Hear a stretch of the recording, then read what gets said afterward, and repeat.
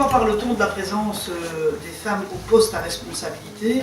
Ça nous semble évidemment, nous, d'une logique imperturbable, mais il est bon quand même de le rappeler avec des arguments objectifs à l'égard de l'ensemble des citoyens de ce pays, de l'Union européenne, voire du monde, parce que tout d'abord il s'agit d'une question d'équité. Je pense qu'il n'y a rien qui peut justifier le fait d'entraver la carrière d'un groupe de personnes ou la présence à des postes à responsabilité pour un groupe de personnes, et ce d'autant plus, comme vous l'avez dit, que les jeunes femmes sont à présent majoritaires parmi les étudiants et les diplômés de l'enseignement supérieur. Et les chiffres sont quand même assez éclairants. Et donc, il y a en fait deux voies globales pour agir en la matière. Dus sinds jaren is de ondervertegenwoordiging van vrouwen in hogere functie in zorg in de politiek. En om dit aan te pakken worden twee opties naar voren geschoven. Een sterke methode die quota oplegt en het voordeel heeft snelle resultaten te behalen.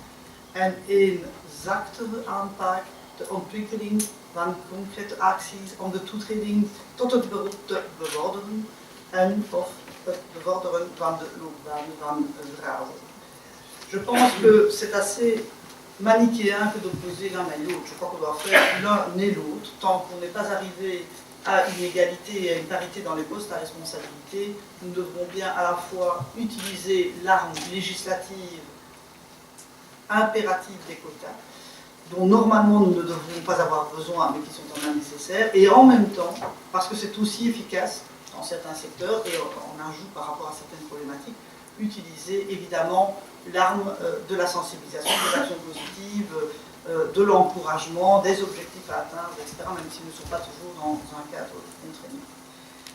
Alors, en ce qui concerne les quotas, je pense que vous avez reparlé des quotas en politique. Alors, c'est vrai que nous ne sommes peut-être pas encore arrivés à 50%, mais quand je vois, moi je fais de la politique depuis 15 ans, quand je vois quand même l'évolution, par rapport au moment où je suis arrivée et maintenant, je me dis que les quotas ont quand même largement aidé.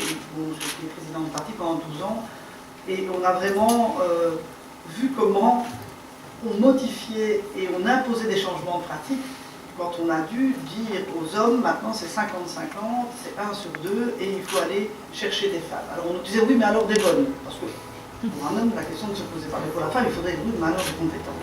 On les a trouvées, les compétentes, et elles sont largement au Parlement dans tous les partis.